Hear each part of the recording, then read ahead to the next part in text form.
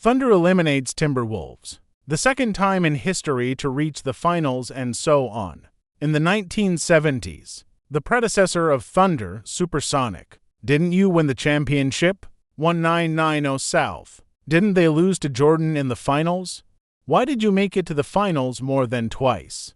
There are many similar contradictions. For example, the only retired jersey for the Thunder. It's old Captain Creason's No. 4. But the predecessor was Supersonic. Didn't you retire 6 jerseys? Today, let's talk about the relationship between Thunder and Supersonic Speed. Simply put, these are two completely different teams, although the predecessor of Thunder was Supersonic. But Thunder didn't inherit Supersonic Speed. The supersonic car in history stayed in Seattle forever in the summer of 2008. And now this Thunder, it also started in 2008.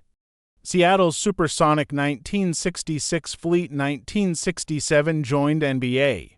Sichu, which happens to be the headquarters of Boeing. At that time, American technology was relatively developed. It was the first country to develop a supersonic aircraft. So, the team is also called by this name. Look at those in the history of Supersonics. Classic logo, they all have elements of an airport tower in them. He's won a championship in the history of Supersonics. 3 Western championships. Summer to 2001. John Schultz becomes the new boss of Supersonic. That's a name you probably haven't heard of, but he has another identity. The founder and former CEO of Starbucks. Take over the team for 5 years. Supersonic finance, coal mine goes down. Schultz thinks the arena is too small. At that time, the Supersonic home can only hold 17,070 spectators. It is the smallest and oldest arena in the entire league.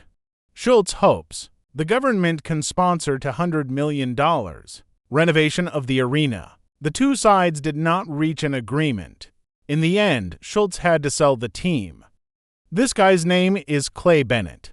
Is one. When professional manager Schultz sold his team, with one condition attached, and that is to leave Supersonic Speed in situ forever. Yeah, after Bennett first became the boss in 2006, making even more excessive demands. He wanted the government in the suburbs spend $500 million to rebuild a new Bull Crown, otherwise move the team back to their hometown Goose City.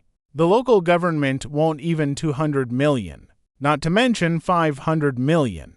So, in the summer of 2007, when the two sides pull back and forth, Bennett has already put the team's materials, moved back to Goose City.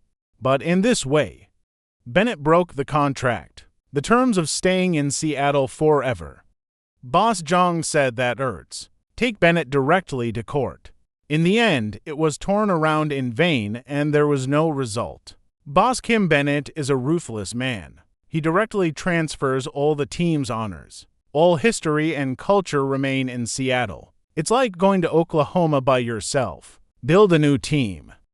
That's not a breach of contract, is it? I just want to move the team back to my hometown. I don't care what the team is called. Finally, the court decided Bennett to pay $75 million in compensation.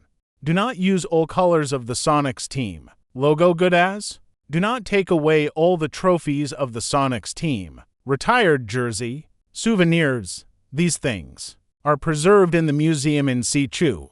And what the Thunder have so far is just a replica. Finally, there is a supplementary agreement. Once Sichu has a new team in the future, will inherit unconditionally all the history and honor of Supersonic Speed. Bennett doesn't care about these fake things at all. So, in 2008, he signed for Goose City and changed his name to Thunder.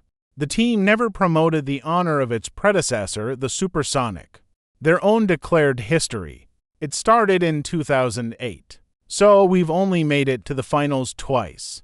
Only the retired jersey of Creason. And finally, a quick question. As of this season, there are only 2 active players in the league. Was in Seattle. Through the Supersonic jersey? Do you know which 2 they are?